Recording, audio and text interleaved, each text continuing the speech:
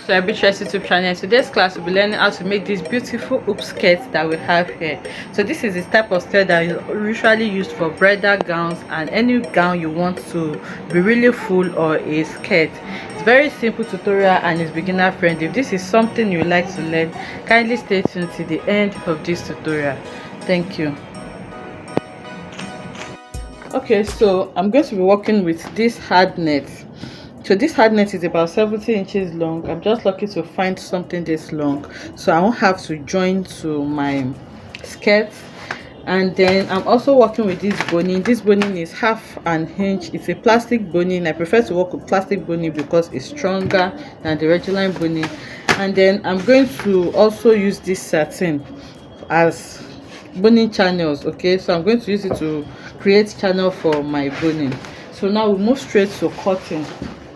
So because this is going to be very big, I'm going to be illustrating with my paper. Then I'm going to show us how I've cut this on my actual fabric.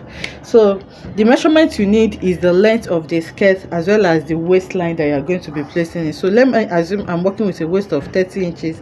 I will not want to work with exact 30 inches, so I like to add maybe 10 inches to it, and that's going to bring me to around 40 inches as my waistline. So it's advisable to add to it so that it can gather around the person's waist. And especially if you're making this for commercial purpose, maybe you want to make it for rentage, so it's better for it to be a free size which is going to be adjustable to whatever size that you want. So I'm going to be working with a size of 40 inches for my waistline, and then for the length I think I'm just going to be working with around 45 to 50 inches depending on what my net can take. So now to fold my fabric, I'm going to fold this into two first. To fold into two, then after folding it into two, I'm going to fold in a triangular form like this. Okay, so that is how you fold your fabric, like you're folding a half circle. And of course the measurement for getting the radius of a half circle is your waist divided by 3.14. that's a constant. My waist in this case is 40 divided by 3.14 is going to give me 12.7 thereabouts. So I'm going to approximate this to 13 inches. So what this means is that from the upper part here I'm going to measure 13 inches downwards. Okay, and then I'm going to connect that as the radius of my waist. So after getting your radius, the next thing is to measure the length of the skirt. So in my case I think I'm working with 50 inches, so from there I'm going to measure my 50 inches, and then I'm going to assume this to be my 50 inches. So after measuring them, the next thing is to come in with your scissors and then you cut this out. So I'll go over to my fabric now and do this, then I'll show us what it looks like. Okay, so this is the radius and this is the full length of my skirt. Okay, so I'll show us on the fabric, then we'll continue. Okay, so this is my net folded just like I explained. So you can see my radius is 13 inches there, so I'm going to cut it out, and then this is my full length. So I already cut out my full length, as you can see. So now I'm going to cut this out now, and then we'll continue. So the radius is cut out now, as you can see. So now I'm going to go ahead and create the channels for my boning. So to create the channel for your boning, you can just measure your length and then you divide the length by the amount of channels that you want. So you can measure your length and divide by 4 or 5 depending on the amount of boning you have to work with, or you can just choose an interval between 10 to 15 inches. So for me, I'm going to be working with 12 inches, so I'll go over to my fabric now and then measure 12 inches interval. So I'll have maybe 1, 2, 3 and 4, then they have 12 inches interval between them. So now this has to go around all your circle. So what you just need to do now is to bring in your tape proof. So let's say this is my 12 inches, so I'm assuming this to be the 3 inches. So you go ahead now and start measuring it all around, because you need to create a casing on that point. So now after measuring it all around, you connect it. So you can see that I've opened up my flare now. You connect it all around, and then from there you measure another 12 inches. Okay, you don't have to use 12, but I'm using 12 for mine. Then after measuring the 12 inches again, you connect that as well all around. Okay, then you move to the next one, you measure your next 12 inches. So that is how I'm going to do that on the fabric, and it's really big, as you already know, so I may not be able to show that, but by the time I mark it out, I'm going to show us what it looks like. So after that, you need to measure what you have there on each of them, and that is what you're going to need to create your, to cut out the channel for your boning. So for the channel, like I said, I'm going to be using this satin fabric. So I'm just going to cut out a long strip of fabric around 1.5 inches in width, and then the length is going to be whatever it is that I have on each of my channel lines. So I'll go ahead and do that to section this on my fabric, and then you can see the partition that I have there. It's very faint, but you can see the first one, the second one, the third one, and then the hem. So now I'll go ahead now and start to create my boning channels. So I'm going ahead to cut out several strips of fabric from my satin for the channel. So the width is 1.5 inches like I explained, and then I'm going to go ahead and join them together so that I can have one long strip. Then I'm going to use them to create channel. So now to create this channel, I'm going to first sew one right side facing right side, and after sewing it, I'm going to flip it and then tuck in the rough edges now, and then sew on it so that I can just have a channel that is enough for my 1/2 inch.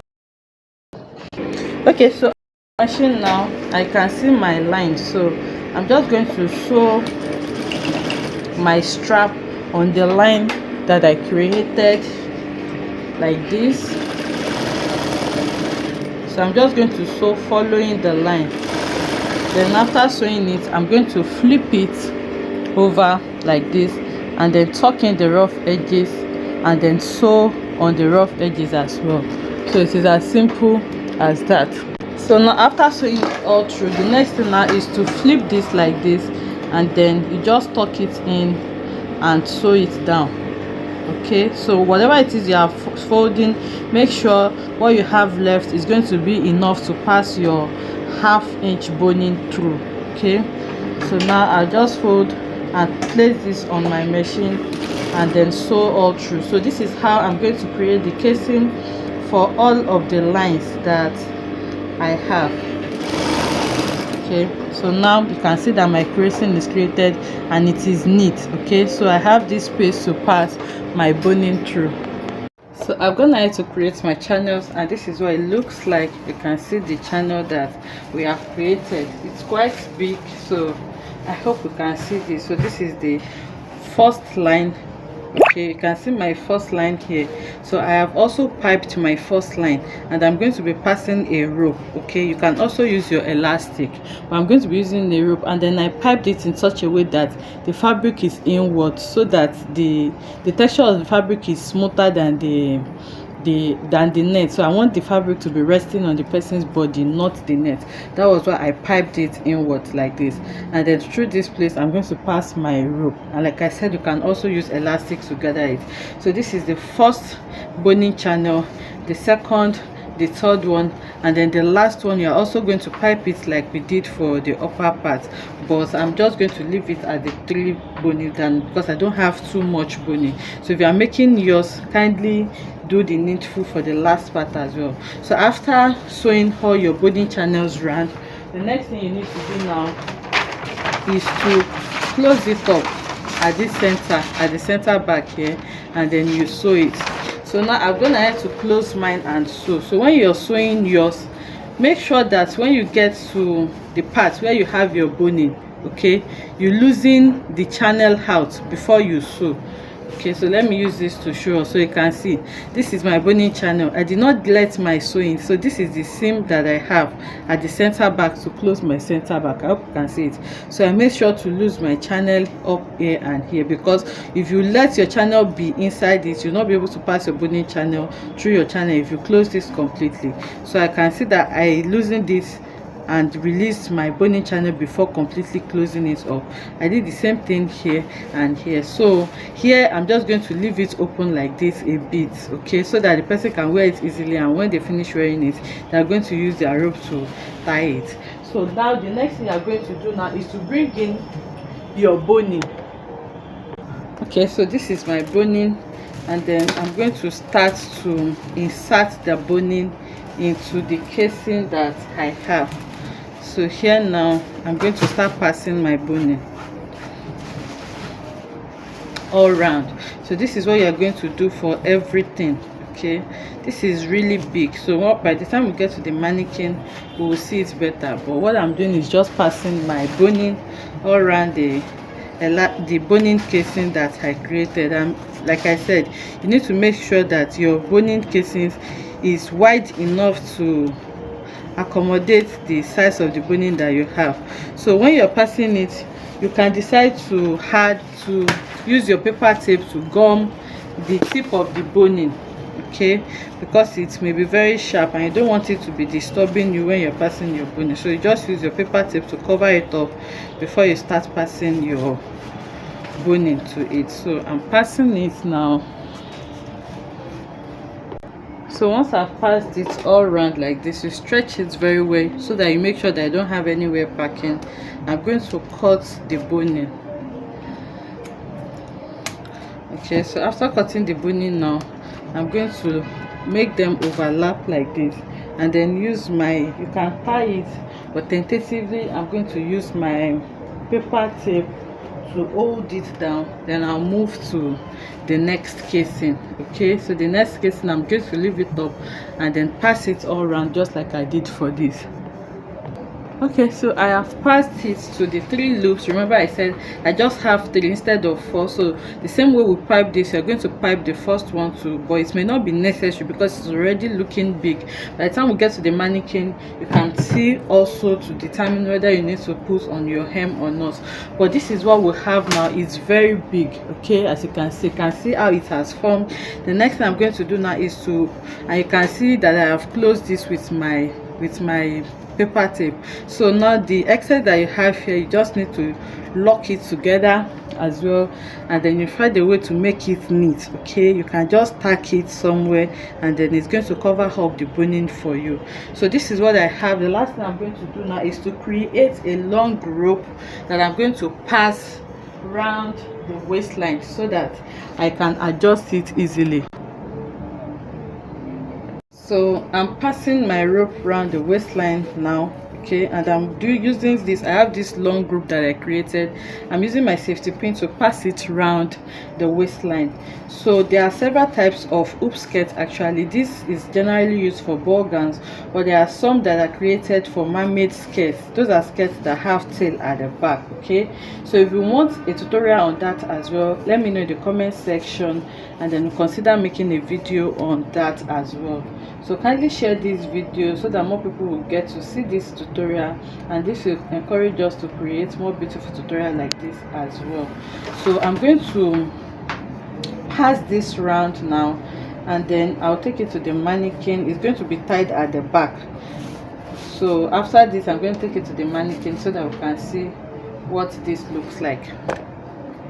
Okay, so this is what the hoop skirts look like on the mannequin. You can see how voluminous this is. So this is the first layer, the second and the third layer, and this is the last layer. I did not add a boning to that because, like I said, I only had 10 yards of boning and I used all the 10 yards for the 3 steps that I have here. So this is the waistline that I gathered with my rope, and you can see how big this is looking. So what this does is that it transforms your regular skirt to a ball dress once you wear this underneath and then you place your skirt. So I'm just going to bring in my regular dress that I've already made on the channel, and then I'm going to put it on top of this so that we can see the effect that this is going to give to the dress. Okay, so this is a dress that we already made on the channel, and placing the hoop skirts underneath this dress just transform it. You can see how voluminous this dress has turned out. So this is what the hoop skirts does to your dresses. It just makes it look really beautiful and makes it have the ball gown effect. You can see how big this is looking. I hope you enjoyed making this beautiful tutorial with me. If you enjoyed it, let us know in the comment section. Like, comment and subscribe to our channel. Share this video with your friend, and I'll see you in the next one. Bye.